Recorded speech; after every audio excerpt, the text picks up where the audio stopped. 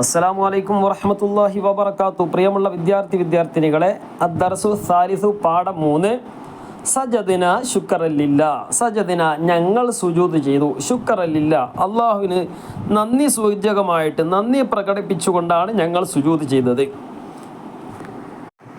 ഈ പാഠത്തിൽ പറയുന്ന ആകെയുള്ള വിഷയം, അതിനു മുമ്പ് ആ പാഠത്തിലെ ഉദാഹരണങ്ങളൊക്കെ നമ്മൾ ശ്രദ്ധിക്കണം. അതേപോലെ തന്നെ ബൈത്ത് ശ്രദ്ധിക്കണം. മഫ്ഊലുൽ ലഹു എന്താണ് എന്നുള്ളതാണ്. മഫ്ഊലുൽ ലഹു എന്ന് പറഞ്ഞാൽ അത് മസ്ദറാണ്. മഫ്ഊലുൽ ലഹു. മഫ്ഊലുൽ ലഹു എന്ന് പറഞ്ഞാൽ അത് മസ്ദറാണ്.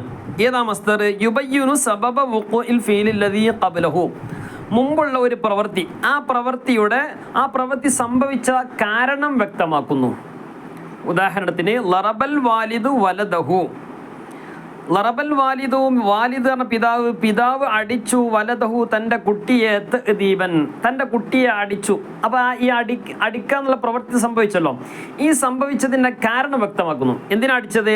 തഅദീബൻ അല്ലേ, അതിൻ്റെ കാരണം വ്യക്തമാക്കുകയാണ്. തഅദീബൻ അദബ് പഠിപ്പിക്കാൻ വേണ്ടിയാണ് ഉപ്പ കുട്ടിയെ അടിച്ചത്. ഹെഡിങ് സജദിന ശുക്രല്ലില്ല. സജദിന ഞങ്ങൾ സുജൂദ് ചെയ്തു. അപ്പോൾ എന്ത് കാരണം കൊണ്ടാണ് സുജൂദ് ചെയ്തത്? ശുക്രല്ലില്ല, അള്ളാഹുവിന് നന്ദി പ്രകടിപ്പിച്ചുകൊണ്ട്. അള്ളാഹുവിന് നന്ദി പ്രകടിപ്പിക്കാനാണ് സുജൂദ് ചെയ്തത്. ആ രണ്ടാമത്തെ വരിയിലെ ഉദാഹരണം, ദഅൽ ഉസ്താദ് ദുആ ചെയ്തു. എന്തിനാ ഉസ്താദ് ദുആ ചെയ്തത്? അതിൻ്റെ കാരണം വ്യക്തമാക്കാണ്.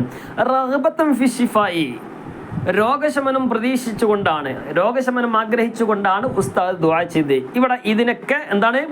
ഇജ്ലാലൻ, റഗ്ബത്തൻ, ഖൗഫൻ, തഹിയ്യത്തൻ, ശുക്രൻ, ഇവിടെ താഴെ തഅദീബൻ, ഇതിനൊക്കെ മഫ്ഊൽ, ഇതൊക്കെ മഫ്ഊലും ലഹു ആണ്. അതിനൊക്കെ ഫത്ഹാണ്. എന്തുകൊണ്ടാണ്? മഫ്ഊലുൽ ലഹു ആയതുകൊണ്ട്, മസ്ദർ ആയതുകൊണ്ട്, ഈ കാരണം വ്യക്തമാക്കിയത് കൊണ്ട് ഇതൊക്കെ എന്താണ്? മഫ്ഊലുൽ ലഹു ആണെന്ന് മനസ്സിലാക്കുക. നമ്മൾ കഴിഞ്ഞ ഒന്നാമത്തെ പാഠത്തിൽ മഫ്ഊലും ബിഹി പഠിച്ചു. ലറബൽ അസദു അല്ലെങ്കിൽ ഖതലൽ അസദു അൽ അർനബ, സിംഹം മുയലിനെ കൊന്നു. സിംഹം കൊന്നു, എന്തിനെ, ആരെന്നൊക്കെ ചോദിക്കുമല്ലോ, അതാണ് മഫ്ഊലും ബിഹി. രണ്ടാമത്തെ പാഠത്തിൽ മഫ്ഊലും ഫീഹി. മഫ്ഊലും ഫീഹി എന്ന് പറഞ്ഞാൽ പ്രവൃത്തി സംഭവിച്ച സമയത്തെയോ അല്ലെങ്കിൽ പ്രവൃത്തി സംഭവിച്ച സ്ഥലത്തെയോ സൂചിപ്പിക്കുന്ന ഒന്നാണെന്ന് പറഞ്ഞു. അതിനുദാഹരണം പറഞ്ഞത് സാഫർതു ഫി ത്വാഇറത്തി, വിമാനത്തിൽ ഞാൻ യാത്ര ചെയ്തു. സാഅത്തൻ, ഒരു മണിക്കൂർ. ഞാൻ യാത്ര ചെയ്തു 1 മണിക്കൂർ. ഇവിടെ സാഅത്ത് എന്നുള്ളത് എന്താണ്? അവിടെ നസ്ബ് ചെയ്തു, അത് ഫത്ഹ് ചെയ്തു. അത് ഫത്ഹ് ചെയ്യാനുള്ള കാരണം മഫ്ഊലും ഫീഹിയാണ്. കാരണം പ്രവൃത്തി സംഭവിച്ച സമയത്തെ അറിയിക്കുന്നു. സാഅത്തിൻ, 1 മണിക്കൂർ അല്ലേ. അല്ലെങ്കിൽ മശൈതു, ഞാൻ നടന്നു. ഖൽഫ അബി, എൻ്റെ ഉപ്പാൻ്റെ പിന്നിലായിട്ട് ഞാൻ നടന്നു. അപ്പോൾ പിന്നിൽ, ഖൽഫ എന്നുള്ള പിന്ന്, ആ ഖൽഫക്ക് അവിടെ ഫത്ത് കിട്ടാനുള്ള കാരണം അത് ലർഫ് മക്കാനാണ്. ഇനി ഈ പാഠത്തിൽ പറയുന്നത് മഫ്ഊലുൽ ലഹു എന്താണ് എന്നുള്ളതാണ്. മഫ്ഊലുൽ ലഹു എന്ന് പറഞ്ഞാൽ പ്രവൃത്തി സംഭവിച്ചതിൻ്റെ കാരണം വ്യക്തമാക്കുന്നു, അത്ര തന്നെ.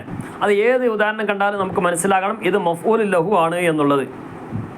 പാഠത്തിൽ മൂന്നാമത്തെ ഒരു ഉദാഹരണം ഉണ്ടല്ലോ, മൂന്നാമത്തെ വരിയിൽ നശർന അശംസിയത്ത, ഞങ്ങൾ കുട നിവർത്തിയത് എന്തുകൊണ്ടാണ്? ഖൗഫൻ, പേടിച്ചിട്ട്. എന്താണ് കുട നിവർത്താനുള്ള കാരണം വ്യക്തമാക്കാണ്. ഖൗഫൻ മിനൽ ബലലി, നനയുമോ എന്ന് പേടിച്ചിട്ട്. അപ്പം നനയുമോ എന്ന് പേടിച്ചിട്ടാണ് കുട നിവർത്തിയത്. ഇങ്ങനെ ഓരോ ഉദാഹരണങ്ങൾ നോക്കുമ്പോൾ നമുക്കൊക്കെ മനസ്സിലാകും. നമ്മൾ നോട്ടിലൊക്കെ എഴുതിയിട്ടുണ്ടാവുമല്ലോ. അപ്പോൾ ഈ പാഠത്തിൽ ആകെ ഇത്രേ പറഞ്ഞിട്ടുള്ളൂ, കൂടുതലൊന്നും പരത്തി പറയുന്നില്ല. ഇൻഷാ അല്ലാഹ് അതൊക്കെ